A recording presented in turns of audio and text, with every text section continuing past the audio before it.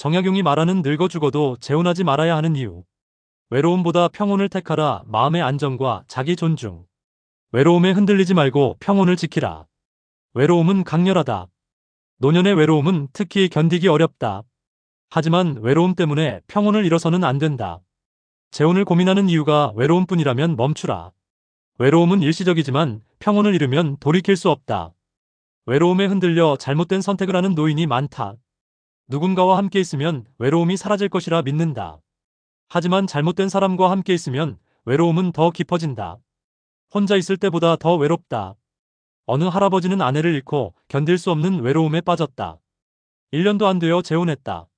하지만 새 배우자와는 습관도 생각도 모든 것이 달랐다. 집은 전쟁터가 되었다. 외로움은 사라졌지만 평온도 함께 사라졌다. 그는 혼자 있었을 때가 더 나았다고 후회했다. 외로움은 자연스러운 감정이다. 배우자를 잃으면 누구나 외롭다. 하지만 그 외로움을 재혼으로 채우려 하지 말라. 친구를 사귀고 취미를 갖고 봉사를 하며 외로움을 달래라. 재혼은 외로움의 해결책이 아니다. 평온은 노년의 가장 큰 자산이다.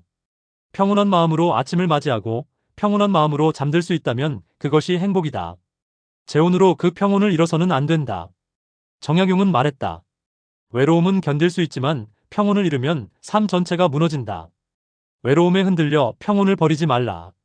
평온이야말로 노년의 기둥이다. 외로움을 달래는 방법은 많다. 자식들과 자주 통화하고 친구들과 만나고 새로운 것을 배우라. 외로움이 밀려올 때 명상하고 책을 읽고 산책하라. 재혼이 유일한 해결책이 아니다. 재혼을 고민할 때 스스로에게 물어라. 나는 정말 이 사람과 함께하고 싶은가? 아니면 그저 외로움을 피하고 싶은가? 답이 후자라면 재혼하지 말라. 외로움을 피하기 위한 재혼은 반드시 후회를 낳는다. 외로움은 시간이 지나면 익숙해진다. 처음에는 견디기 어렵지만 몇 년이 지나면 혼자 있는 것이 편해진다. 서두르지 말라.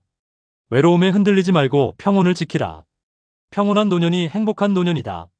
마음의 고요를 잃는 인연은 시작하지 말라. 누군가를 만났을 때 마음이 불편하다면, 불안하다면, 고요를 잃는다면 그 인연은 시작하지 말라. 좋은 인연은 마음을 편안하게 한다. 나쁜 인연은 마음을 흔든다. 마음의 고요는 건강의 기초다. 마음이 고요해야 잠도 잘 오고 소화도 잘 되고 혈압도 안정된다. 마음이 흔들리면 모든 것이 무너진다. 노년에는 특히 더 그렇다. 어느 할머니는 새로운 사람을 만났다. 처음에는 좋았지만 시간이 지나며 불안해지기 시작했다. 그 사람의 말이 믿어지지 않았고 행동이 의심스러웠다. 밤에 잠을 이루지 못했다. 마음의 고요를 잃었다. 결국 건강까지 나빠졌다. 마음의 고요를 잃는 신호는 무엇인가? 그 사람을 만나고 나면 피곤하다. 집에 돌아와도 마음이 편하지 않다. 그 사람에 대해 생각하면 불안하다. 이런 신호가 보이면 그 인연을 끊어라. 좋은 인연은 다르다. 좋은 인연을 만나면 마음이 편해진다.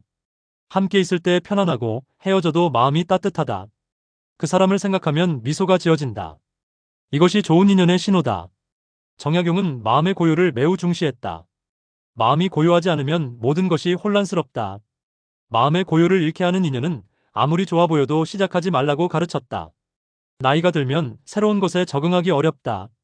새로운 사람과의 관계도 마찬가지다. 그 사람의 습관, 성격, 생각이 당신과 맞지 않으면 마음의 고요를 잃는다. 억지로 맞추려 하지 말라. 마음의 고요를 지키는 것이 재혼보다 중요하다. 재혼에서 누군가와 함께 있어도 마음이 불안하다면 무슨 소용인가? 혼자 있으면서 마음이 고요한 것이 훨씬 낫다. 인연을 시작하기 전에 자신의 마음을 살피라. 이 사람과 함께 있을 때 마음이 고요한가? 불안하지 않은가? 편안한가? 마음의 고요를 잃는 인연이라면 시작하지 말라. 마음의 고요가 노년의 행복이다. 하루의 리듬이 무너질 인연이면 멈추라. 노년에는 규칙적인 생활이 중요하다. 매일 같은 시간에 일어나고 같은 시간에 식사하고 같은 시간에 잠드는 것. 이 리듬이 건강을 지킨다. 재혼으로 이 리듬이 무너진다면 멈추라. 하루의 리듬이 무너지면 건강이 무너진다. 잠을 제대로 못 자고 식사를 거르고 스트레스를 받으면 병이 온다. 노년에는 작은 리듬의 변화도 큰 영향을 미친다. 어느 할아버지는 규칙적으로 살았다. 아침 6시에 일어나 산책하고 아침을 먹고 독서를 했다. 재혼 후 모든 것이 바뀌었다. 새 배우자는 늦게 일어나고 아침을 안 먹고 텔레비전만 봤다. 할아버지의 리듬은 무너졌고 건강도 나빠졌다. 새로운 사람과 함께 살면 그 사람의 리듬에 맞춰야 한다. 당신이 아침형 인간이고 상대가 저녁형 인간이라면, 당신이 조용히 살고 싶은데 상대가 시끄러운 것을 좋아한다면, 리듬이 맞지 않으면 고통스럽다. 리듬을 바꾸는 것은 젊을 때도 어렵다. 노년에는 거의 불가능하다. 평생 지켜온 습관을 바꾸기는 매우 힘들다. 억지로 바꾸면 스트레스만 쌓인다. 정약용은 규칙적인 생활을 강조했다. 일정한 리듬으로 사는 것이 건강의 비결이다. 그 리듬을 깨뜨리는 인연이라면 멈추라. 건강을 잃으면 모든 것을 잃는다고 가르쳤다. 재혼을 고민할 때 상대의 생활 리듬을 살피라. 몇 시에 일어나는가? 언제 식사하는가? 언제 자는가? 당신과 비슷한가? 많이 다르다면 함께 사는 것이 어렵다. 리듬이 맞지 않으면 따로 살 수도 있다. 재혼했지만 각자의 집에서 사는 것이다. 하지만 그렇다면 재혼할 이유가 있는가? 함께 살지 않을 거라면 굳이 재혼할 필요가 없다. 하루의 리듬이 무너질 인연이면 멈추라. 당신의 건강, 평온, 행복은 규칙적인 리듬에서 나온다. 그 리듬을 지키라. 재혼보다 리듬이 더 중요하다. 습관이 맞지 않으면 상대를 바꾸려 하지 말고 거리를 두라. 사람은 쉽게 변하지 않는다. 특히 노년에는 더욱 그렇다. 평생 지켜온 습관을 바꾸기는 거의 불가능하다. 상대의 습관이 당신과 맞지 않으면 바꾸려 하지 말라. 거리를 두라. 재혼하면 바뀔 거야. 내가 고치면 되라고 생각하지 말라. 사람은 변하지 않는다. 특히 나이 든 사람은 절대 변하지 않는다. 있는 그대로 받아들일 수 없다면 함께하지 말라. 어느 할머니는 재혼했다. 남편은 담배를 피웠다. 할머니는 결혼하면 끊을 거야 라고 믿었다. 하지만 남편은 끊지 않았다. 할머니는 매일 담배 냄새에 시달렸다. 남편을 바꾸려 했지만 소용없었다. 결국 이혼했다.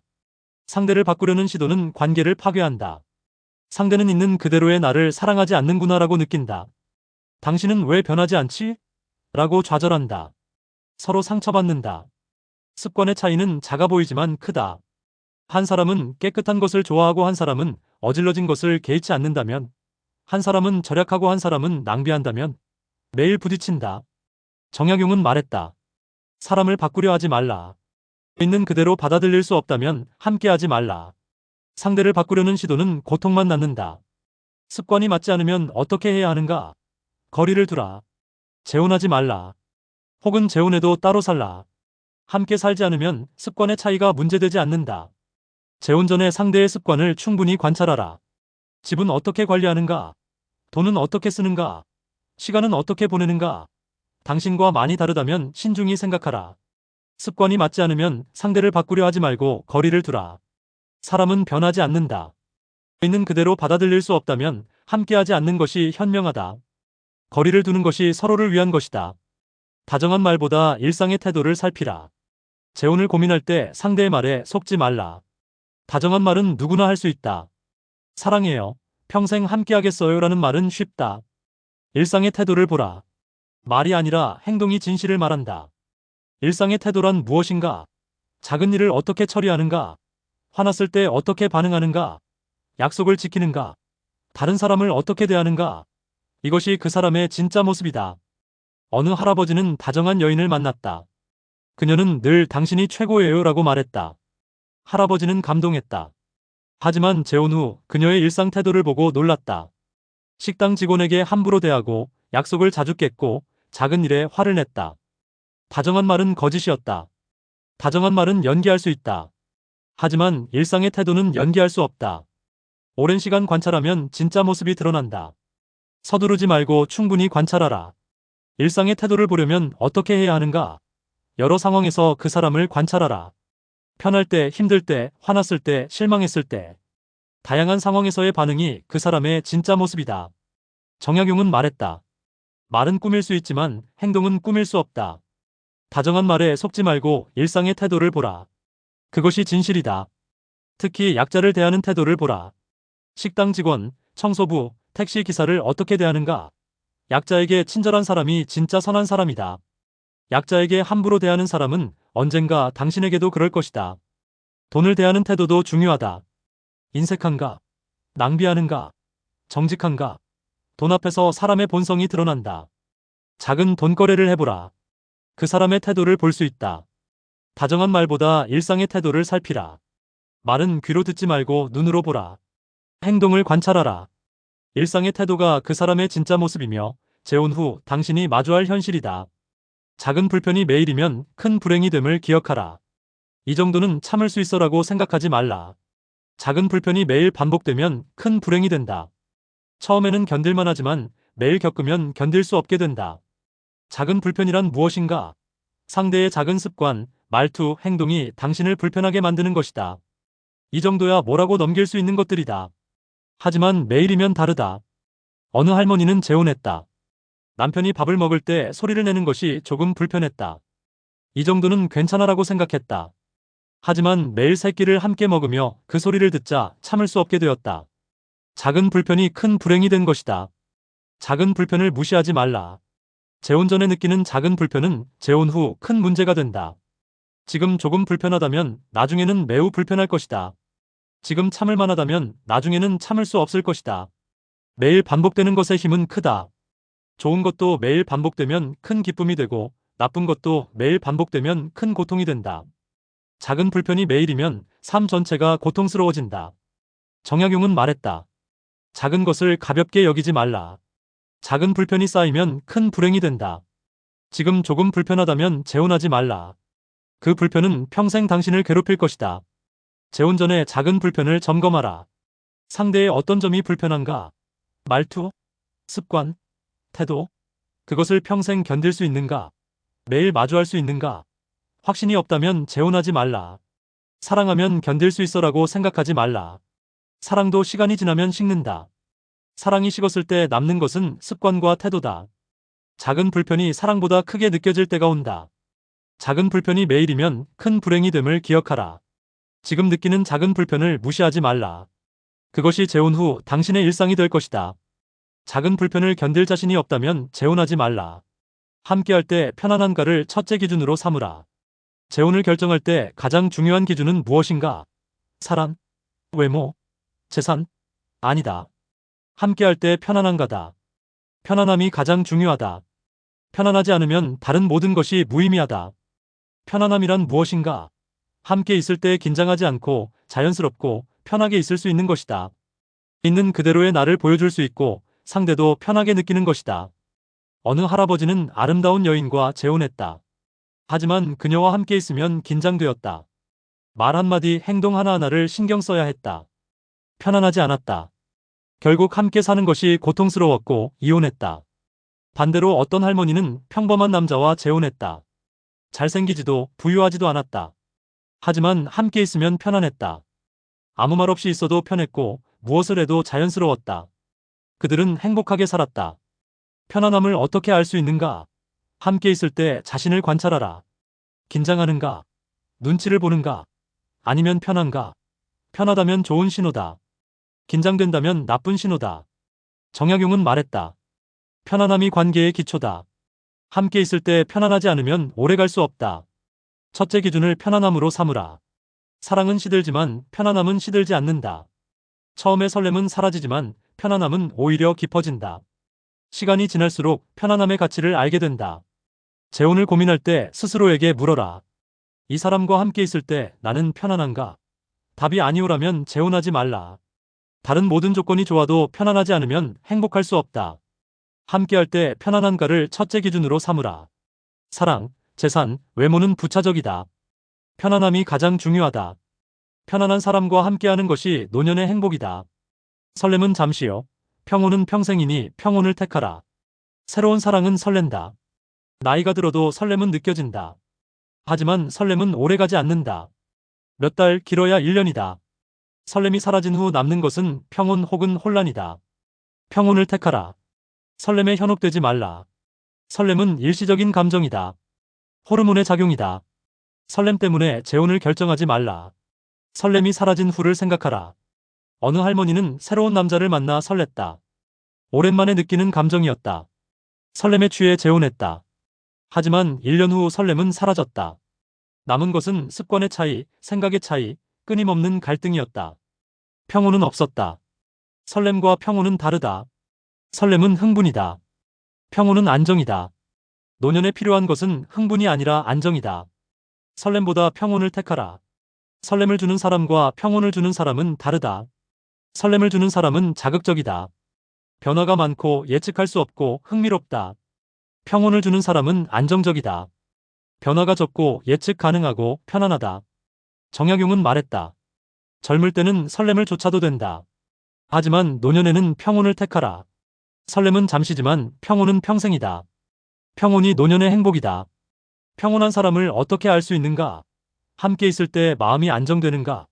예측 가능한가? 변덕스럽지 않은가? 이런 사람이 평온을 주는 사람이다. 재혼을 고민할 때 자신에게 물어라. 이 사람은 나에게 설렘을 주는가? 평온을 주는가? 설렘만 준다면 조심하라. 평온도 함께 준다면 고려할 만하다. 설렘은 잠시요. 평온은 평생이니 평온을 택하라. 노년의 재혼에서 설렘을 기대하지 말라. 평온을 찾으라. 평온한 관계가 행복한 노년을 만든다. 혼자의 충만을 먼저 세우고 타인을 맞이하라. 재혼을 고민하기 전에 먼저 혼자서 충만한가를 점검하라. 혼자 있을 때 행복한가? 의미 있는 삶을 사는가? 혼자서 충만하지 못하면 누구와 함께 있어도 충만하지 못하다. 혼자의 충만이란 무엇인가? 혼자 있어도 외롭지 않고 할 일이 있고 삶이 의미 있고 행복한 것이다. 타인이 없어도 충분히 살 수 있는 상태다. 어느 할아버지는 혼자 있으면 무료했다. 할 일도 없고 의미도 없고 그저 시간만 보냈다. 그래서 재혼했다. 하지만 재혼해도 달라지지 않았다. 여전히 무료했다. 혼자서 충만하지 못한 사람은 함께 있어도 충만하지 못했다. 혼자의 충만을 먼저 세워라. 취미를 갖고 친구를 사귀고 봉사를 하고 배우라. 혼자서도 행복한 삶을 만들라. 그런 다음에 타인을 맞이하라. 혼자서 충만한 사람은 재혼이 필요 없을 수도 있다. 이미 행복하기 때문이다. 혹은 재혼에도 의존하지 않는다. 상대에게 행복을 요구하지 않고 함께 행복을 나눈다. 정약용은 말했다. 타인에게서 행복을 구하지 말라. 먼저 스스로 행복하라. 혼자서 충만한 사람만이 타인과 건강하게 함께할 수 있다. 혼자의 충만을 세우지 않고 재혼하면 상대에게 의존하게 된다. 당신이 나를 행복하게 해줘야 해라고 요구한다. 이것은 상대에게 짐이 된다. 관계가 무거워진다. 혼자서 충만한지 어떻게 알 수 있는가? 혼자 있는 주말이 지루한가, 즐거운가? 혼자 있을 때 무엇을 하는가? 혼자서도 웃을 수 있는가? 이 질문들에 긍정적으로 답할 수 있다면 충만한 것이다. 재혼을 서두르지 말라. 먼저 혼자의 충만을 세우라. 취미를 개발하고 관계를 넓히고 의미 있는 활동을 하라. 혼자서도 행복한 삶을 만든 후에 재혼을 고민하라. 혼자의 충만을 먼저 세우고 타인을 맞이하라. 그래야 건강한 관계를 맺을 수 있다. 의존이 아니라 독립된 두 사람이 함께하는 것. 그것이 건강한 재혼이다. 외로움을 인연으로 치료하지 말고 수양으로 다스리라. 외로움은 병이 아니다. 자연스러운 감정이다. 외로움을 인연으로 치료하려 하지 말라. 잘못된 인연은 외로움을 치료하지 못한다. 오히려 더 깊은 외로움을 가져온다. 외로움을 수양으로 다스리라. 명상하고 독서하고 사색하라. 외로움을 받아들이고 그 속에서 자신을 발견하라. 외로움은 자신과 만나는 시간이다. 어느 할머니는 외로움을 견디지 못해 재혼했다. 하지만 남편과는 대화가 통하지 않았다. 함께 있어도 외로웠다. 혼자 있을 때보다 더 외로웠다. 잘못된 인연은 외로움을 치료하지 못했다. 외로움을 인연으로 치료하려는 것은 잘못된 생각이다. 외로움은 내면의 문제다. 타인이 채워줄 수 없다. 스스로 다스려야 한다. 수양으로 외로움을 다스리는 법을 배워라. 매일 명상하라. 자신의 내면을 들여다보라. 책을 읽고 사색하라. 자연을 걸으며 고요함을 느끼라. 이것이 외로움을 다스리는 방법이다. 정약용은 유배지에서 극심한 외로움을 겪었다. 하지만 그는 외로움을 인연으로 치료하지 않았다. 학문으로, 저술로, 명상으로 다스렸다. 외로움 속에서 위대한 저서들을 남겼다. 외로움을 다스리면 오히려 풍요로워진다. 외로움을 통해 자신을 깊이 알게 되고 삶의 의미를 발견하고 내면의 평화를 얻는다. 외로움은 저주가 아니라 축복이 될 수 있다. 재혼으로 외로움을 해결하려 하지 말라. 그것은 문제의 해결책이 아니다. 수양으로 외로움을 다스리라. 명상하고 사색하고 자신과 만나라. 외로움을 인연으로 치료하지 말고 수양으로 다스리라. 자녀와의 관계를 무너뜨리지 말라. 가족 평화의 지혜. 자녀의 불안을 가볍게 보지 말고 미리 논의하라. 재혼을 고민할 때 자녀의 반응을 가볍게 보지 말라. 자녀가 불안해한다면 그것은 이유가 있다. 자녀의 불안을 무시하고 재혼하면 관계가 무너진다. 미리 충분히 논의하라. 자녀는 왜 불안해하는가? 부모가 낯선 사람과 함께 사는 것이 불편하다. 재산 문제가 걱정된다. 가족의 평화가 깨질까 두렵다. 이런 불안을 이해하라. 어느 아버지는 자녀의 반대를 무시하고 재혼했다. 내 인생이야. 너희가 뭔데 간섭해라고 말했다. 자녀들은 상처받았고 아버지와 연락을 끊었다. 재혼으로 자녀를 잃은 것이다. 자녀의 불안을 미리 논의하라. 내가 왜 불안한지 말해봐라고 물으라. 자녀의 말을 경청하라. 합리적인 우려라면 해결 방안을 찾으라. 자녀가 안심할 수 있도록 하라. 자녀의 불안을 무시하면 평생 후회한다. 재혼은 할 수 있지만 자녀와의 관계가 무너지면 회복하기 어렵다. 자녀가 더 중요한가? 재혼이 더 중요한가? 정약용은 가족의 화합을 무엇보다 중시했다. 가족의 평화를 깨뜨리는 결정은 하지 말라. 자녀의 우려를 경청하고 함께 해결책을 찾으라고 가르쳤다. 자녀와 미리 논의하는 것은 허락을 구하는 것이 아니다. 함께 고민하는 것이다. 나는 이렇게 생각하는데 너는 어떻게 생각하니? 라고 물으라. 자녀의 의견을 존중하라. 자녀의 불안 중 일부는 해소할 수 있다. 재산 문제는 법적으로 명확히 하고 만남의 빈도는 조절하고 가족 행사는 따로 하겠다고 약속하라. 해결책을 제시하라. 자녀의 불안을 가볍게 보지 말고 미리 논의하라. 자녀와의 관계가 재혼보다 중요하다. 자녀가 안심할 수 있을 때만 재혼을 고려하라. 그것이 지혜로운 부모의 선택이다. 재혼 의사는 비밀로 하지 말고 공개적으로 검증하라. 재혼을 비밀로 진행하지 말라. 자녀에게 숨기지 말라. 공개적으로 검증하라. 자녀들이 상대를 만나보게 하고 의견을 듣고 함께 판단하라. 비밀로 하면 반드시 문제가 생긴다. 왜 공개적으로 해야 하는가? 자녀는 당신을 사랑한다. 당신이 속지 않기를 바란다. 자녀의 눈으로 상대를 보면 당신이 보지 못한 것을 볼 수 있다. 자녀의 도움을 받으라. 어느 할머니는 재혼을 비밀로 진행했다. 자녀들이 반대할까봐 숨겼다. 재혼 후에 알렸다. 자녀들은 배신감을 느꼈다. 왜 말씀 안 하셨어요? 라고 항의했다. 관계가 무너졌다. 비밀로 하면 자녀는 배신감을 느낀다. 부모님이 나를 믿지 않는구나. 나는 중요하지 않구나라고 생각한다. 비밀이 신뢰를 파괴한다. 공개적으로 검증하라. 상대를 자녀에게 소개하라. 함께 식사하게 하라. 자녀들이 상대와 대화할 기회를 주라. 그리고 자녀의 의견을 물으라. 정약용은 말했다. 중요한 결정은 혼자 하지 말라. 가족과 함께 논의하라. 특히 재혼 같은 중대한 일은 공개적으로 검증해야 한다. 자녀가 상대를 보면 당신이 놓친 것을 발견할 수 있다. 이 사람 말이 자주 바뀌네요. 돈 이야기를 자주 하네요. 라고 지적할 수 있다. 자녀의 관찰을 귀담아 들으라. 공개적으로 검증한다고 해서 자녀의 허락을 받으라는 것은 아니다. 하지만 자녀의 의견은 중요하다. 자녀가 큰 우려를 표한다면 신중히 재고하라. 재혼 의사는 비밀로 하지 말고 공개적으로 검증하라. 자녀에게 상대를 소개하고 의견을 듣고 함께 판단하라. 비밀은 신뢰를 무너뜨리지만 공개는 신뢰를 쌓는다. 새 인연을 택할 때 자녀를 압박하지 말라. 재혼을 결정했다면 자녀를 압박하지 말라. 축복해줘야지, 받아들여야지라고 강요하지 말라. 자녀에게도 시간이 필요하다. 서두르지 말고 기다려라. 자녀를 압박하면 어떻게 되는가? 자녀는 겉으로는 받아들이는 척하지만 속으로는 거부한다. 진심으로 받아들이지 않는다. 관계에 금이 간다. 어느 아버지는 재혼을 발표하며 자녀들에게 말했다. 너희는 당연히 축복해줘야 해. 나도 행복할 권리가 있어. 자녀들은 압박감을 느꼈다. 마지못해 축복했지만 진심은 아니었다. 자녀에게 시간을 주라. 놀랐지? 천천히 받아들여도 돼. 서두르지 않을게라고 말하라. 자녀가 스스로 받아들일 때까지 기다리라. 자녀가 반대한다면 이유를 들어라. 합리적인 이유인가? 감정적인 이유인가? 합리적이라면 재고하라.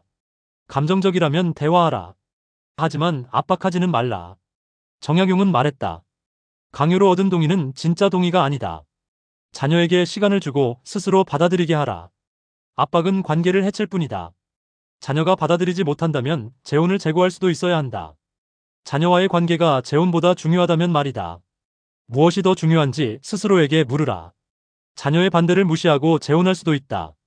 하지만 그 대가는 자녀와의 관계다. 자녀를 잃을 각오가 되어 있는가? 신중히 생각하라. 새 인연을 택할 때 자녀를 압박하지 말라. 자녀에게 시간을 주고 의견을 존중하고 함께 길을 찾으라. 압박은 관계를 무너뜨리지만 존중은 관계를 지킨다. 자녀와 새 배우자를 억지로 섞지 말고 경계를 세우라. 재혼했다고 해서 자녀와 새 배우자가 가족이 되는 것은 아니다. 억지로 섞으려 하지 말라. 서로 가족처럼 지내라고 강요하지 말라. 적절한 경계를 세우는 것이 오히려 평화롭다. 자녀와 새 배우자는 다른 관계다. 자녀는 혈육이고 새 배우자는 선택한 동반자다. 두 관계를 섞으려 하지 말라. 각각의 관계를 존중하라. 어느 할머니는 재혼 후 자녀들과 새 남편이 자주 만나기를 원했다. 명절마다 함께 모이라고 했다. 하지만 자녀들은 불편했고 새 남편도 불편했다. 억지로 섞으려는 시도가 모두를 괴롭게 했다. 경계를 세우라. 자녀는 자녀대로 만나고 새 배우자와는 따로 시간을 보내라. 억지로 함께하려 하지 말라. 각자의 공간을 존중하라. 자녀가 새 배우자를 어머니, 아버지라고 부르기를 기대하지 말라. 그들은 부모가 아니다. 자녀에게는 이미 부모가 있다. 새 배우자는 부모의 동반자일 뿐이다. 정약용은 말했다. 관계에는 경계가 필요하다. 억지로 섞으면 갈등만 생긴다. 적절한 거리를 두는 것이 평화를 지키는 길이다. 명절이나 가족 행사를 어떻게 할 것인가? 따로 하는 것도 방법이다. 자녀들끼리 모이고 새 배우자와는 따로 시간을 보내라. 억지로 함께할 필요는 없다.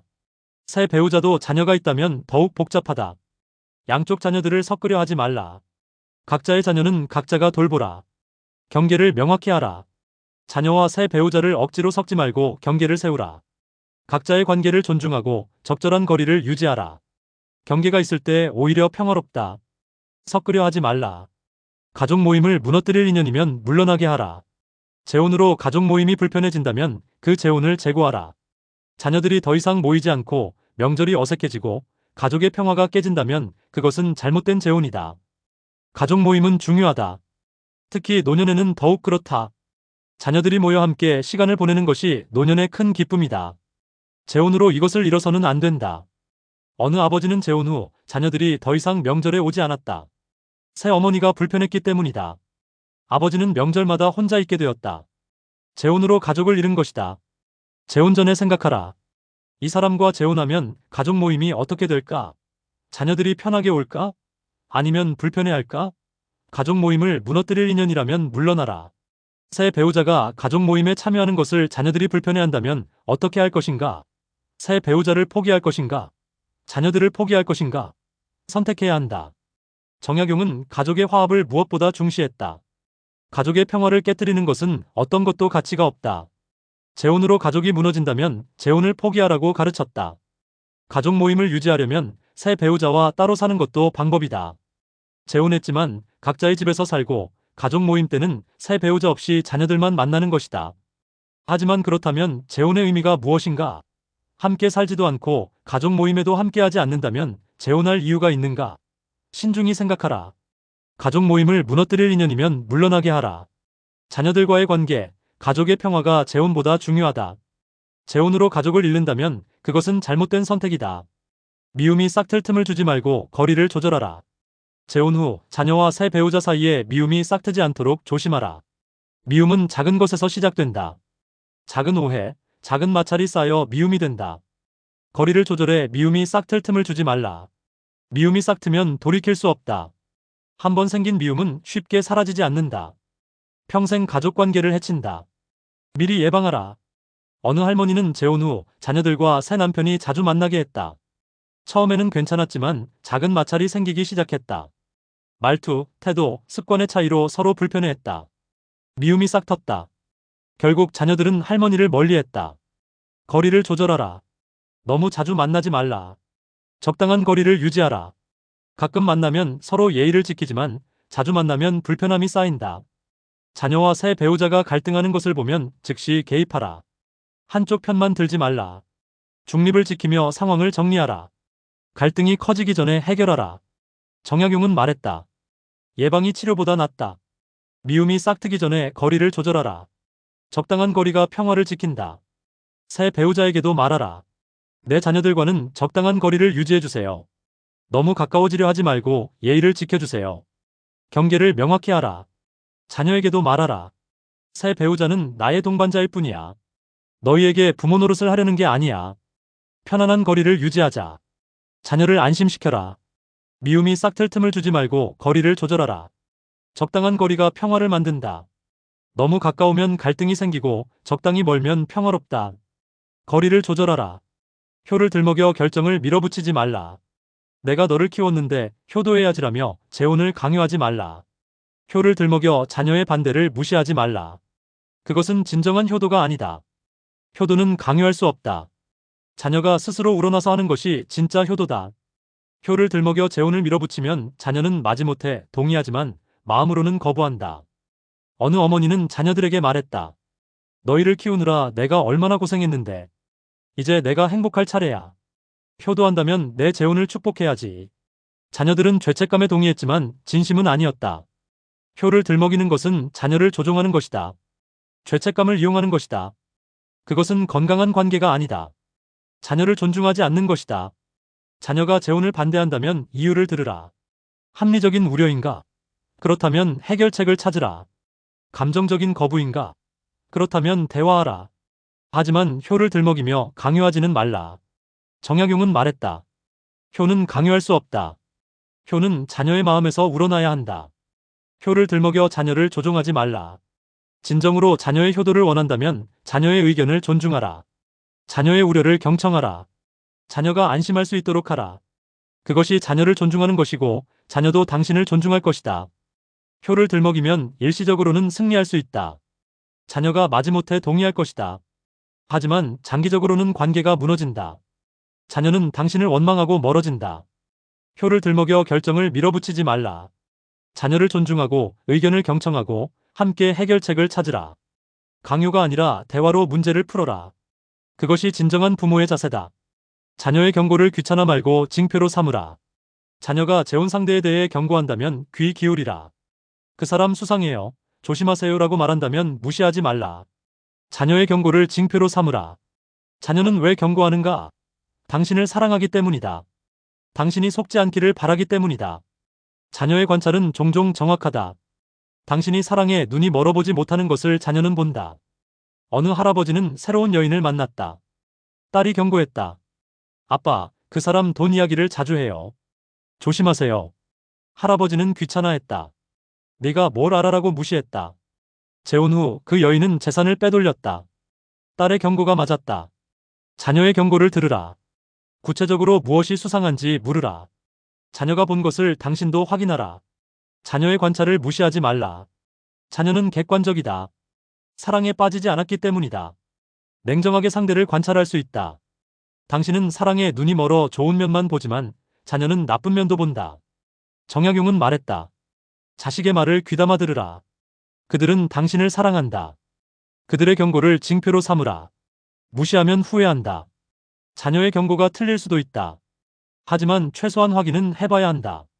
내 딸이 이런 말을 하던데 사실인가요? 라고 상대에게 물어라. 반응을 보라. 자녀의 경고를 귀찮아하지 말라. 오히려 감사하라. 자녀는 당신을 지키려 한다. 그 마음을 받아들이라. 자녀의 경고를 귀찮아 말고 징표로 삼으라. 자녀가 보는 것을 당신도 보라. 자녀의 관찰을 확인하라. 자녀의 경고를 무시하고 재혼했다가 후회하는 노인이 많다. 자녀의 말을 들으라. 형제 사이를 갈라놓는 인연은 쳐다보지도 말라. 재혼 상대가 자녀들 사이를 이간질한다면 즉시 그 인연을 끊어라. 형제를 갈라놓는 사람은 절대 좋은 사람이 아니다. 쳐다보지도 말라. 형제는 평생 함께할 사람들이다. 재혼 상대는 언젠가 떠날 수도 있다. 하지만 형제는 영원하다. 형제를 갈라놓는 인연을 선택하는 것은 어리석음이다. 어떻게 이간질하는가? 큰아들은 너를 무시한다. 작은 딸은 재산만 노린다며 의심을 심는다. 형제끼리 불신하게 만든다. 이런 사람은 위험하다. 어느 할머니는 재혼했다. 새 남편은 자녀들에 대해 나쁜 말을 했다. 큰아들이 당신 재산을 노린다. 딸이 나를 싫어한다고 말했다. 할머니는 자녀들을 의심하기 시작했다. 형제들은 서로를 의심했다. 가족이 무너졌다. 형제 사이를 이간질하는 이유는 무엇인가? 당신을 고립시키기 위해서다. 자녀들과 멀어지게 하고 오직 자신에게만 의존하게 만들려는 것이다. 그래야 당신을 조종할 수 있다. 이간질의 신호를 알아차려라. 새 배우자가 자녀들에 대해 나쁜 말을 자주 한다면 경계하라. 당신 자녀들은 이래서 문제야라고 말한다면 조심하라. 정약용은 말했다. 가족의 화목을 해치는 자는 악인이다.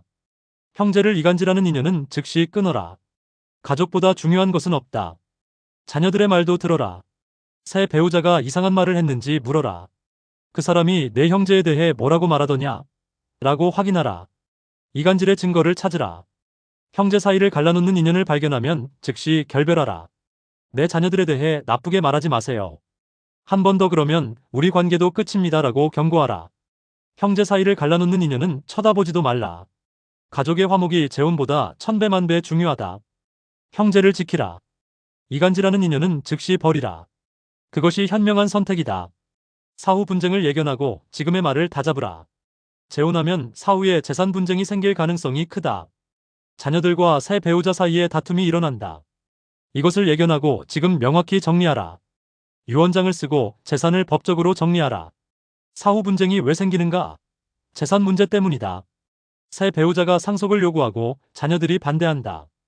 법적으로 복잡해진다. 가족이 법정에서 싸운다. 어느 할아버지가 재혼 후 사망했다. 유언장이 없었다. 새 배우자와 자녀들이 재산을 두고 법정에서 싸웠다. 형제들도 서로 다투었다. 할아버지의 장례식에서 가족들은 서로 욕했다. 슬픈 일이었다. 사후 분쟁을 막으려면 지금 정리하라. 명확한 유언장을 작성하라. 누가 무엇을 받을지 명시하라. 법률 전문가의 도움을 받으라. 재혼 전에 자녀들과 합의하라. 재산은 이렇게 나눌 거야. 새 배우자에게는 이만큼, 너희에게는 이만큼. 명확히 하라. 모두가 동의하게 하라. 정약용은 말했다. 사후의 평화를 위해 생전에 정리하라. 유언을 명확히 하고 재산을 법적으로 나누라. 자녀들이 다투지 않게 하라. 새 배우자와도 합의하라. 당신은 이만큼 받습니다. 나머지는 내 자녀들에게 갑니다라고 명확히 하라. 서면으로 남기라.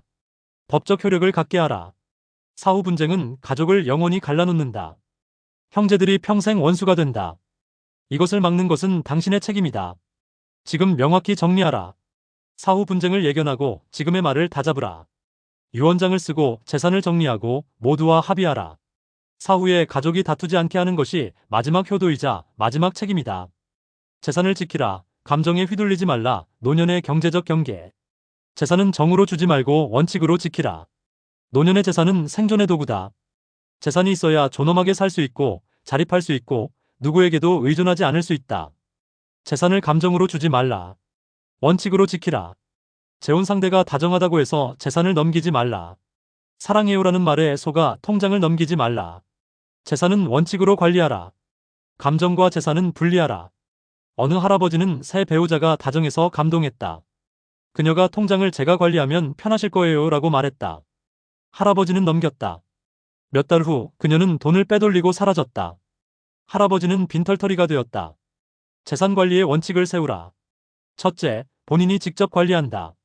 둘째, 큰 금액은 절대 다른 사람에게 맡기지 않는다.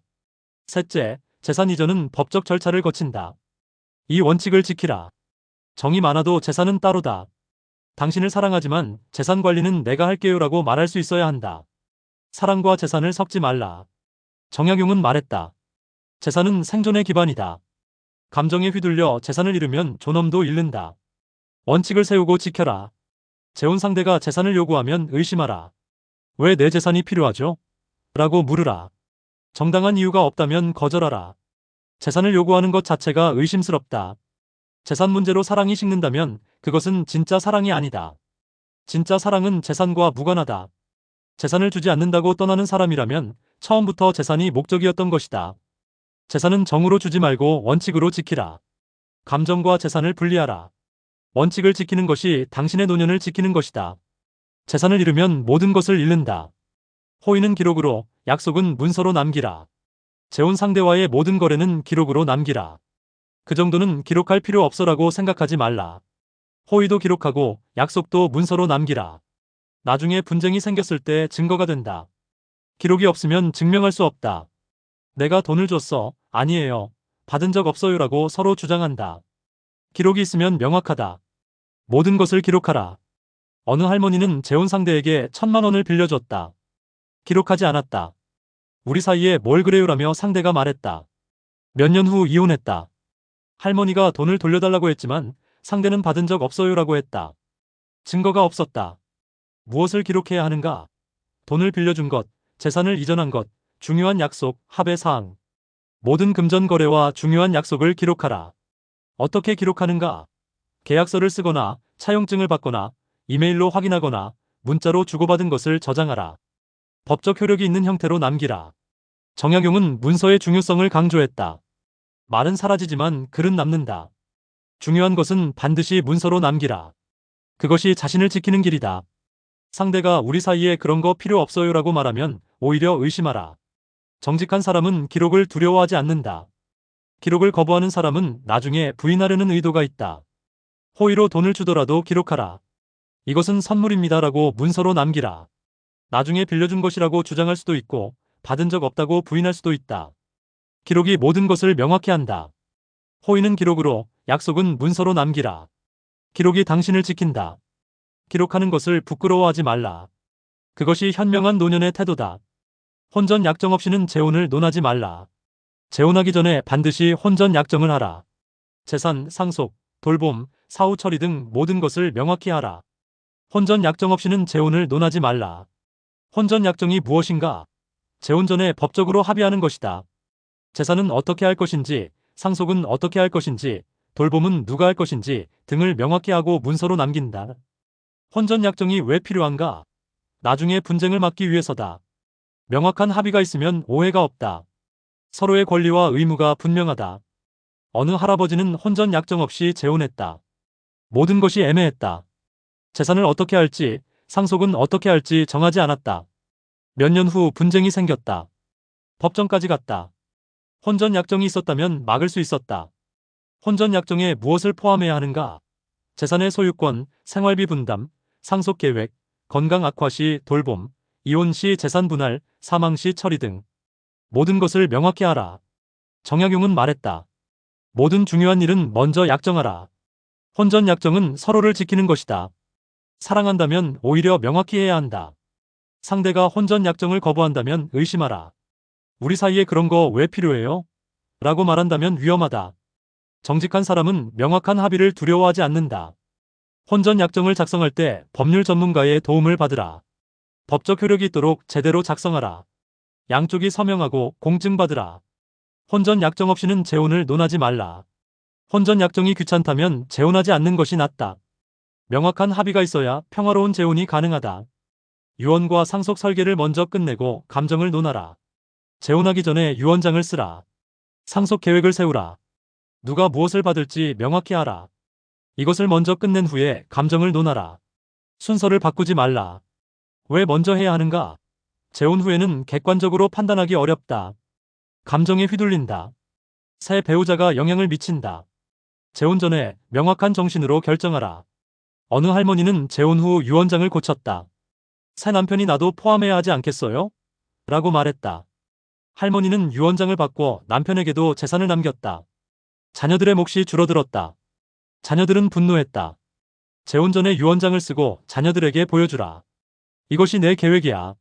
재혼해도 바꾸지 않을 거야 라고 약속하라. 자녀들이 안심하게 하라. 상속 설계를 어떻게 하는가? 재산 목록을 작성하라. 각 항목을 누구에게 줄지 결정하라.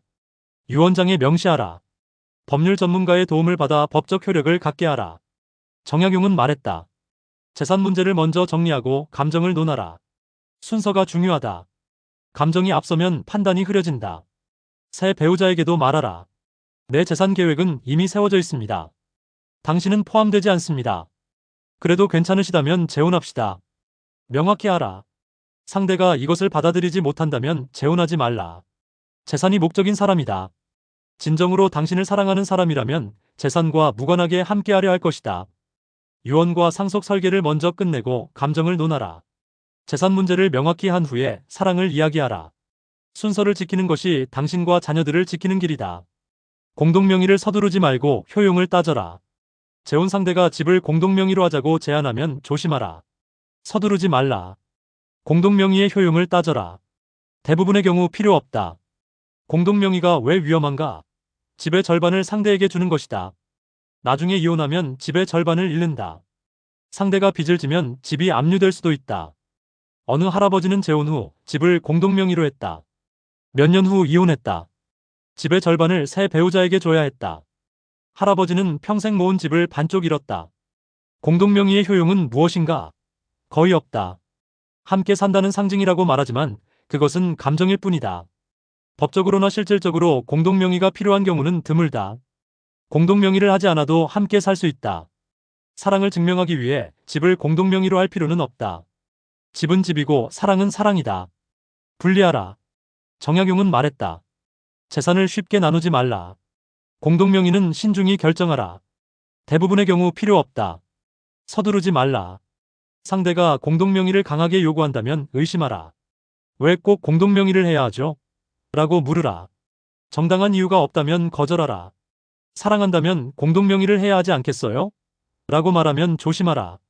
사랑과 재산을 연결시키는 것은 위험한 신호다. 진정한 사랑은 재산과 무관하다. 공동명의를 서두르지 말고 효용을 따져라. 대부분의 경우 공동명의는 필요 없다. 집은 당신 명의로 유지하라. 그것이 당신과 자녀들을 지키는 길이다. 빚과 보증의 위험을 끝까지 확인하라. 재혼 전에 상대의 빚을 확인하라. 신용 조회를 하라. 보증을 선 것은 없는지 확인하라. 빚과 보증은 재혼 후 당신의 짐이 될 수 있다. 빚이 있는 사람과 재혼하면 어떻게 되는가? 그 빚을 함께 짊어지게 된다. 채권자가 당신에게도 요구할 수 있다. 재산이 압류될 수도 있다. 어느 할머니는 재혼했다. 남편에게 빚이 있는 줄 몰랐다. 재혼 후 채권자들이 찾아왔다. 할머니의 집이 압류되었다. 평생 모은 재산을 잃었다. 어떻게 확인하는가? 신용조회를 요구하라. 서로의 신용 상태를 확인합시다라고 제안하라. 상대가 거부하면 의심하라. 보증을 선 것도 위험하다. 보증은 빚과 같다. 주채무자가 갚지 못하면 보증인이 갚아야 한다. 상대가 누구의 보증을 섰는지 확인하라. 정약용은 말했다. 빚은 사람을 파괴한다.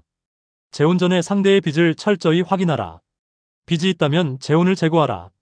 상대가 빚이 없어요라고 말해도 믿지 말라. 확인하라.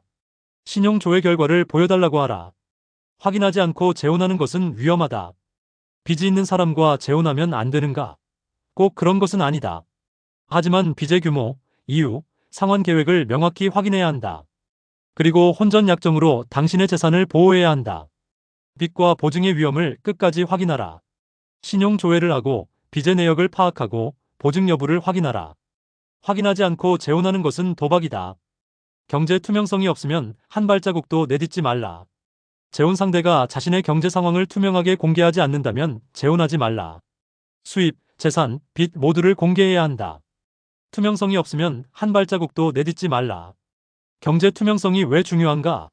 숨기는 것이 있다는 뜻이기 때문이다. 빚이 있거나 재산이 없거나 뭔가 문제가 있어서 숨긴다. 투명하지 않은 사람은 신뢰할 수 없다. 어느 할아버지는 재혼했다. 배우자가 제 경제 상황은 제 개인 사생활이에요라며 공개하지 않았다. 재혼 후 알고 보니 거액의 빚이 있었다. 할아버지가 대신 갚아야 했다. 무엇을 공개해야 하는가? 월 수입, 재산 목록, 부동산, 예금, 주식 등, 빚과 대출, 신용 등급, 보증 여부. 모든 경제 정보를 투명하게 공개해야 한다. 어떻게 요구하는가? 우리가 재혼하려면 서로의 경제 상황을 알아야 합니다. 저는 제 것을 모두 공개하겠습니다. 당신도 공개해주세요라고 말하라. 정약용은 말했다. 투명성이 신뢰의 기초다. 경제를 투명하게 공개하지 않는 사람은 숨기는 것이 있다. 재혼하지 말라. 상대가 공개를 거부하면 어떻게 하는가? 재혼을 포기하라. 공개할 수 없다면 재혼할 수 없습니다라고 단호히 말하라. 투명성 없이는 신뢰할 수 없다. 우리 사이에 그런 거 필요 없어요라고 말하면 조심하라. 오히려 투명성이 더 필요하다는 신호다. 정직한 사람은 공개를 두려워하지 않는다. 경제 투명성이 없으면 한 발자국도 내딛지 말라. 모든 경제 정보를 투명하게 공개하고 확인하고 문서로 남겨라. 투명성이 당신을 지킨다. 돈을 묻는 질문을 부끄러워하지 말고 반복하라. 재혼을 고민할 때 돈에 대해 묻는 것을 부끄러워하지 말라. 수입이 얼마예요? 빚이 있나요? 재산이 얼마나 되나요? 이런 질문을 당당히 하라. 반복해서 확인하라. 돈을 묻는 것이 왜 중요한가? 재혼은 경제적 결합이기도 하기 때문이다. 상대의 경제 상황이 당신에게 영향을 미친다. 알 권리가 있다. 어느 할머니는 돈 이야기를 꺼내기 부끄러워했다.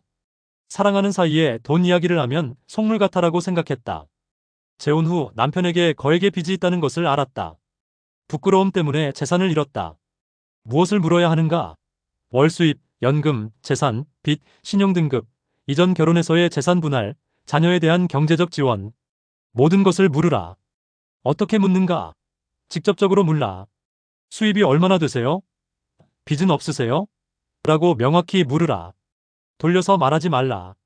정약용은 말했다. 돈 이야기를 부끄러워하지 말라. 노년의 재혼에서 경제는 매우 중요하다. 당당히 묻고 확인하라. 상대가 왜 그런 걸 물어요? 라고 불쾌해하면 오히려 의심하라. 정직한 사람은 질문에 불쾌해하지 않는다. 기꺼이 대답한다. 한 번 묻고 끝내지 말라. 여러 번 확인하라. 지난번에 말씀하신 수입이 맞나요? 다른 빚은 정말 없으세요? 라고 반복하라. 말이 바뀌는지 확인하라. 돈을 묻는 질문을 부끄러워하지 말고 반복하라. 당신의 재산을 지키기 위해 반드시 필요하다. 부끄러움 때문에 재산을 잃지 말라. 당당히 묻고 확인하라. 작은 금전 시험으로 신뢰를 검증하라. 재혼 전에 작은 돈으로 상대를 시험하라. 작은 금액을 빌려주고 제때 갚는지 보라. 식사 비용을 어떻게 나누는지 보라. 작은 금전 거래에서 그 사람의 성품이 드러난다. 작은 돈이 왜 중요한가? 큰 돈을 다루는 태도를 예측할 수 있기 때문이다. 작은 돈에 정직한 사람이 큰 돈에도 정직하다. 작은 돈에 불성실한 사람은 큰 돈에도 불성실하다. 어느 할아버지는 재혼 전 상대에게 10만 원을 빌려줬다. 다음 주에 갚을게요라고 했다. 하지만 갚지 않았다. 할아버지가 말하자 그 정도 돈이 뭐 대수냐고 했다. 할아버지는 재혼을 포기했다. 작은 돈에 불성실한 모습을 보았기 때문이다. 어떤 시험을 할 수 있는가? 작은 금액을 빌려주고 갚는지 보라. 함께 식사하고 비용을 어떻게 나누는지 보라. 작은 선물을 주고받을 때 태도를 보라. 식사 비용을 나눌 때 태도가 중요하다. 매번 당신이 내기를 기대하는가? 아니면 번갈아 내자고 하는가? 돈에 대한 태도가 드러난다. 정약용은 말했다. 작은 것에서 큰 것을 본다. 작은 금전 거래로 사람의 성품을 시험하라. 작은 것에 정직하지 않은 자는 큰 것에도 정직하지 않다. 거스름 돈을 받았을 때도 관찰하라. 더 받았는데 돌려주는가? 아니면 그냥 가지는가? 작은 행동이 성품을 드러낸다. 시험이라고 말하지는 말라. 자연스럽게 관찰하라. 여러 상황에서 돈을 다루는 태도를 보라. 일관성이 있는가? 정직한가? 작은 금전 시험에서 불성실함이 보이면 재혼하지 말라. 작은 돈에 정직하지 않은 사람은 큰 돈에도 정직하지 않다. 당신의 재산을 위험에 빠뜨릴 것이다. 작은 금전 시험으로 신뢰를 검증하라. 작은 돈에서 드러나는 성품을 보라. 정직한가? 성실한가? 이것이 재혼 결정의 중요한 정보다. 한 번 넘긴 재산은 돌아오지 않음을 명심하라. 재산을 상대에게 넘기기 전에 깊이 생각하라. 한 번 넘긴 재산은 돌아오지 않는다. 나중에 후회해도 소용없다. 돌려달라고 해도 돌려주지 않는다. 넘기기 전에 100번 생각하라. 왜 돌아오지 않는가? 법적으로 상대의 것이 되기 때문이다. 증여했다면 증여한 것이고 공동명의로 했다면 상대의 소유도 되었다. 법적으로 돌려받기 어렵다. 어느 할머니는 집을 공동명의로 했다. 몇 년 후 이혼했다. 집은 원래 내 거였으니 돌려줘라고 했지만 법적으로 절반은 상대의 것이었다. 돌려받을 수 없었다. 넘기기 전에 자문하라. 정말 이 사람에게 이 재산을 줄 것인가? 다시는 돌려받지 못해도 괜찮은가? 이혼하거나 관계가 나빠져도 후회하지 않을까? 확신이 없다면 넘기지 말라. 상대가 언제든 돌려줄게요라고 말해도 믿지 말라. 말은 쉽다. 하지만 나중에 상황이 바뀌면 돌려주지 않는다. 법적으로 내 거예요라고 말한다. 정약용은 말했다. 재산을 넘기는 것은 강물에 돌을 던지는 것과 같다. 다시는 건질 수 없다. 신중히 결정하라. 확신이 없으면 넘기지 말라. 재산을 넘기라는 압박을 받으면 거절하라. 사랑한다면 재산을 공유해야 하지 않겠어요? 라고 말해도 흔들리지 말라. 진정한 사랑은 재산과 무관하다. 자녀들과 상의하라. 재산을 넘기기 전에 자녀들에게 알리고 의견을 들으라. 자녀들이 반대한다면 신중히 재고하라. 자녀들의 우려를 무시하지 말라. 한 번 넘긴 재산은 돌아오지 않음을 명심하라. 넘기기 전에 100번 생각하라. 확신이 없으면 절대 넘기지 말라. 재산을 잃으면 노년의 안정을 잃는다.